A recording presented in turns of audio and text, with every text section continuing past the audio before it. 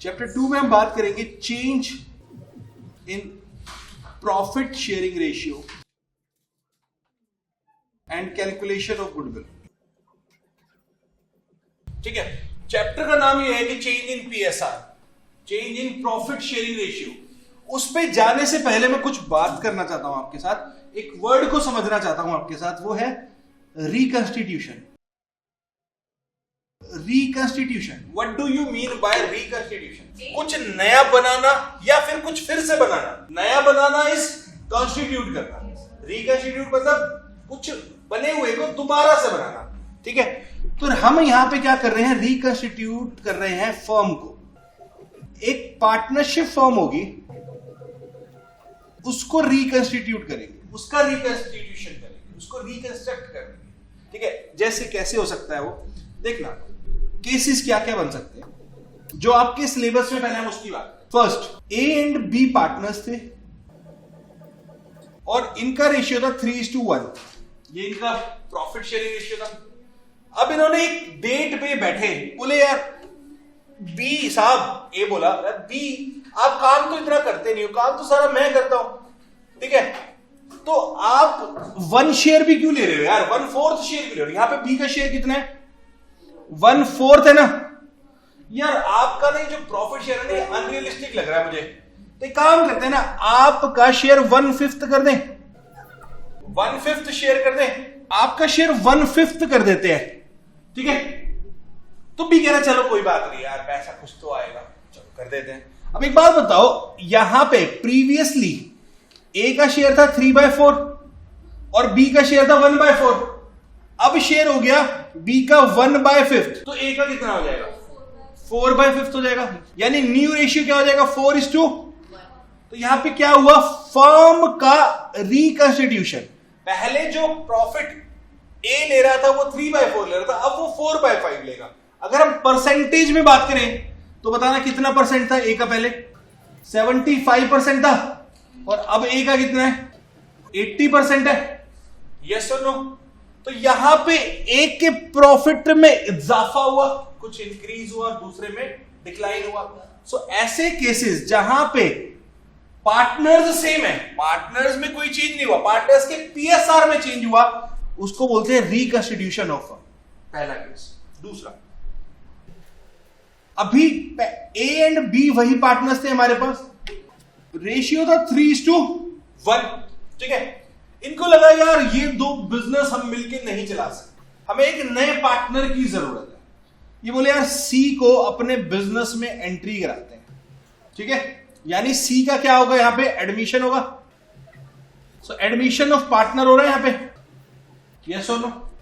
अब सी को बोला गया कि यार सी आपका शेयर हो जाएगा 1/6। ठीक है, अब A:B:C का जो भी शेयर होगा वो हम आगे देखेंगे एडमिशन में कैसे निकालते हैं, वो तरीके हैं। बट नए पार्टनर की एंट्री हो गई यानी एडमिशन हो गया, तो इसकी वजह से भी पीएसआर चेंज हो रहा है और एक पार्टनर भी फर्म में आ रहा है, तो यहां पे भी होगा रिकंस्टिट्यूशन। बात समझ आई? पक्का? केस नंबर 3 की बात करें। अब हमारे पास यहां पे ए, बी और सी पार्टनर है। ठीक है, ए बी सी पार्टनर है।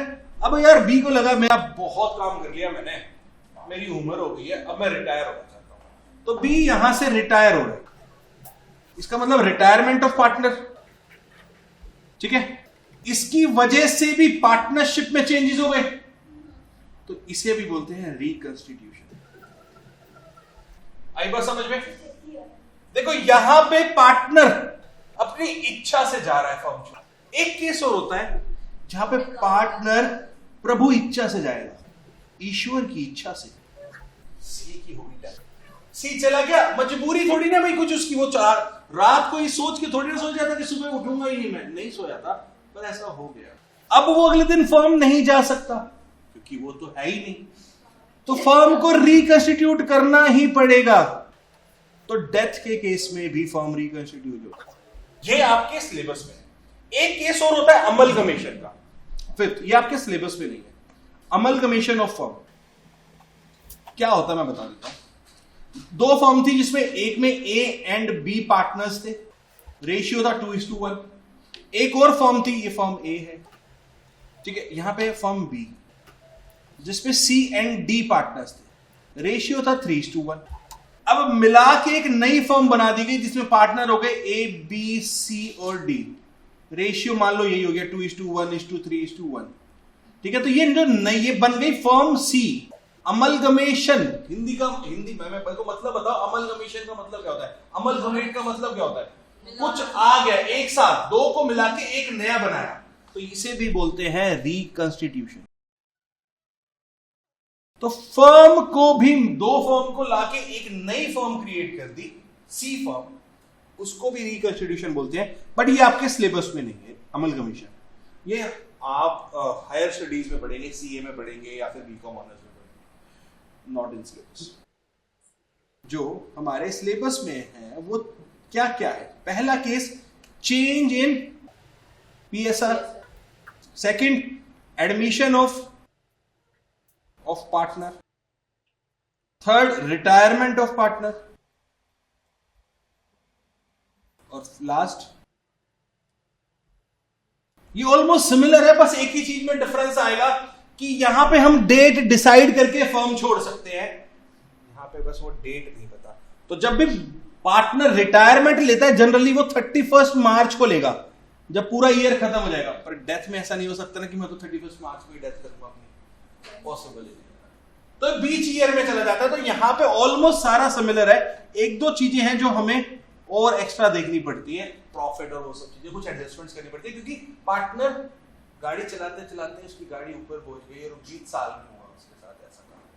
ठीक है, तो ये था हमारे केसेस। तो हमारा जो फर्स्ट केस है आज वो है चेंज इन पीएसआर।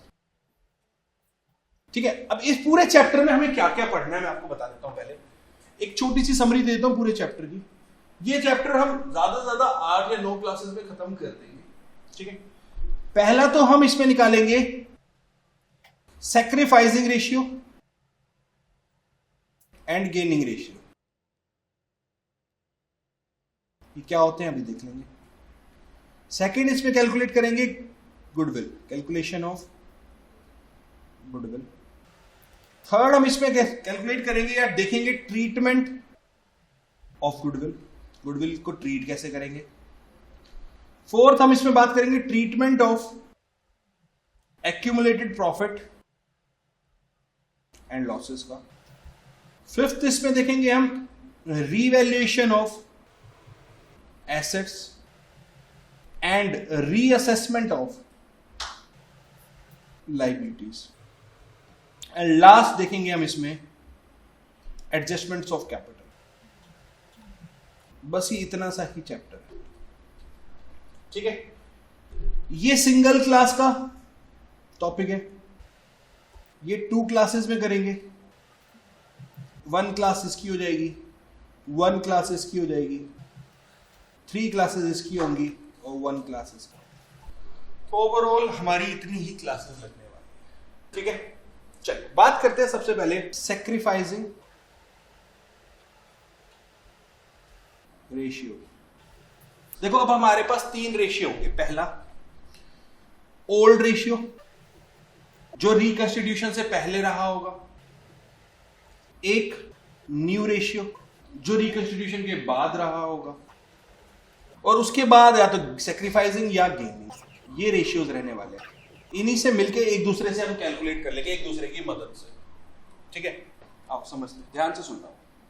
मैं एक एग्जांपल ले रहा हूं, ए बी सी, ये 3 पार्टनर्स। ठीक है, और इनका पहले शेयर था इक्वल 1:1:1। ठीक है, तो ये क्या हो गया, मेरा ओल्ड रेशियो हो गया। ठीक है, बाद में डिसाइड किया कि जो न्यू रेशियो है वो हो जाएगा 3:2:1। ये हो गया मेरा न्यू रेशियो। ठीक है, अब नया रेशियो क्या है मेरे पास 3:2:1। ठीक है, देखो यहां पे अगर मैं ऊपर कैलकुलेट करता हूं तो सबका इंडिविजुअल शेयर 1/3 और 1/3 है, यस और नो। और अगर मैं यहां पे कैलकुलेट करता हूं तो रेशियो है 3/6, 2/6 एंड 1/6। ठीक है, तो इस न्यू रेशियो की वजह से किसी पार्टनर को बेनिफिट हो रहा होगा और हो सकता है किसी पार्टनर को लॉस हो रहा हो, और हो सकता है कोई पार्टनर न्यूट्रल भी हो। तो उससे ही हम बोलेंगे कि अगर किसी को बेनिफिट हो रहा है तो उसके लिए वो गेन हो गया, किसी को नुकसान हो रहा है तो उसके लिए वो सेक्रीफाइस हो गया। तो आप किसी भी एक तरीके से निकाल सकते हो। मान लो मैं सेक्रीफाइसिंग रेशियो निकालना चाहता हूं। क्या निकालना चाहता हूं? सेक्रीफाइसिंग। तो इसका मतलब नाम कह रहा है कि हम लोगों के नुकसान को कैलकुलेट कर रहे हैं।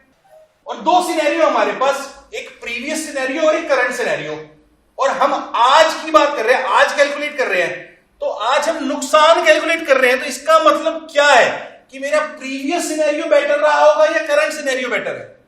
प्रीवियस, यस और नो, यानी पिछला रेशियो मेरा बेटर होगा एज कंपेयर टू करंट। तो इसका मतलब अगर मुझे सेक्रीफाइसिंग रेशियो निकालना है तो हो जाएगा old ratio minus new ratio. अब बात करते हैं तीनों के हिसाब से। ए का प्रीवियस रेशियो यानी ओल्ड रेशियो क्या था? 1/3 था। और न्यू रेशियो क्या है? 3/, बी का प्रीवियस रेशियो क्या था और करंट रेशियो क्या है? सी का। चलो कैलकुलेट करते हैं। एलसीएम आता है आपको लेना, क्या आएगा? 6 आ जाएगा। 3 और 6 का एलसीएम 6 आ जाएगा। तो अब ऊपर मुझे कैलकुलेट करना है, तो क्या आएगा? 2 माइनस 1, ये आ रहा है। 2 माइनस 3/6 आ गया।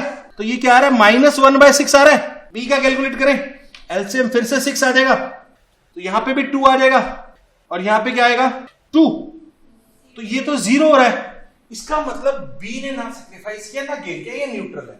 और हम वैसे भी चेक कर सकते थे, 1/3 minus 2/6 is also 1/3, 2/6 is also 1/3, तो 1/3 minus 1/3 is 0 only। इसका मतलब सी के पास जाना पड़ेगा हमें। एलसीएम क्या है? ऊपर क्या आएगा? 2 माइनस दैट इज 1/6। देखो सिनेरियोस क्या समझना यार। देखो अगर 3 पार्टनर्स में हमने इंटरचेंज किया है तो जितना जिन लोगों ने मिलके सेक्रीफाइस किया होगा उतना ही कुछ लोगों ने मिलके गेन किया होगा। ऐसा नेट इंपैक्ट तो 0 आना चाहिए। अब इसमें से हमें बी जो था वो पता चला कि भाई साहब ने तो कुछ सेक्रीफाइस किया ही नहीं है, ठीक है।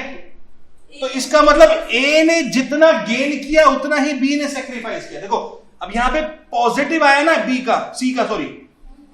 अब हमने निकाला क्या था? सेक्रीफाइसिंग रेशियो, और वो पॉजिटिव आया। यहां पे पॉजिटिव नंबर दिख रहा है आपको, तो इसका मतलब ये है सेक्रीफाइस। और यहां पे जो नेगेटिव दिख रहा है इसका मतलब है यहां पे है गेन।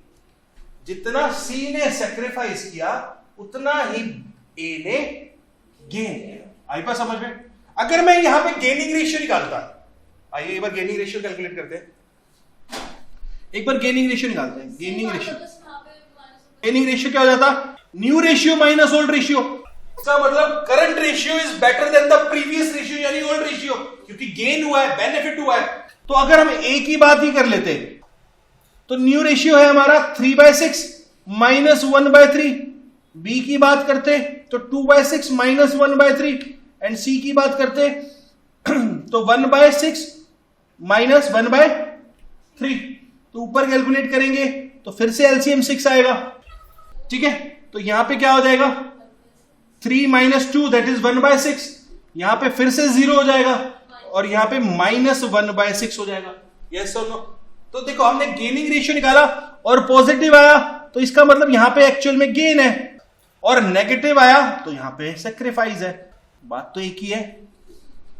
यस और नो? पक्का पॉइंट समझ आ गया? तो यहां पे हमारे पास गेन और सेक्रीफाइस इक्वल हो गया, ठीक है। बी ने कुछ सेक्रीफाइस नहीं किया, कुछ गेन नहीं किया। चलो एक एग्जांपल आप करके बताओ। ए, बी, सी और डी पार्टनर, 4 पार्टनर है। रेशियो है 5:4:3:2, ठीक है। और ये है हमारा ओल्ड रेशियो और न्यू रेशियो हो गया है इक्वल। गेनिंग और सेक्रीफाइसिंग निकाल के बताओ। सेक्रीफाइस गेन निकाल के बताओ। तो इसका मतलब मैंने अगर सेक्रीफाइसिंग से निकाला है तो यहां पे पॉजिटिव आया मतलब सेक्रीफाइस हुआ, यहां पे भी सेक्रीफाइस हुआ, यहां पे नेगेटिव आया तो इसका मतलब गेन हुआ, और यहां पे अब आप एक चीज देखो, इतना गेन, इतना ही सेक्रीफाइस, इतना गेन और इतना ही अगर नेट इफेक्ट देखूंगा तो जीरो ही हो रहा है ना। जितना कुछ लोग मिलके सेक्रीफाइस कर रहे हैं उतना ही कुछ लोग मिलके गेन कर रहे हैं। यस और नो? यहां तक कोई प्रॉब्लम हो जाएगा? पक्की बात है। तो चलिए बुक को लेंगे, आपके क्वेश्चंस करते हैं बुक के। अच्छा, एक छोटी सी ट्रिक दे दूं, गलती से कभी कभी दिमाग ना लगे तो कैसे करते हैं इसको। देखो, म्यूजिक तो सबको ही पसंद है, तो म्यूजिक से ही होता है ये गेम। सब टीचर्स एक ही बात बोलते हैं, ठीक है। अगर सेक्रीफाइसिंग निकालना है तो ओल्ड माइनस न्यू, और अगर गेनिंग निकालना है तो न्यू माइनस ओल्ड। जिस साइड से चलोगे उस साइड से मिल जाएगा आपको रेशियो, ठीक है। सेक्रीफाइसिंग यानी आगे से जाएंगे तो ओल्ड पहले आ रहा है, न्यू बाद में आ रहा है। गेनिंग से इस साइड आएंगे तो न्यू पहले आ रहा है, ठीक है।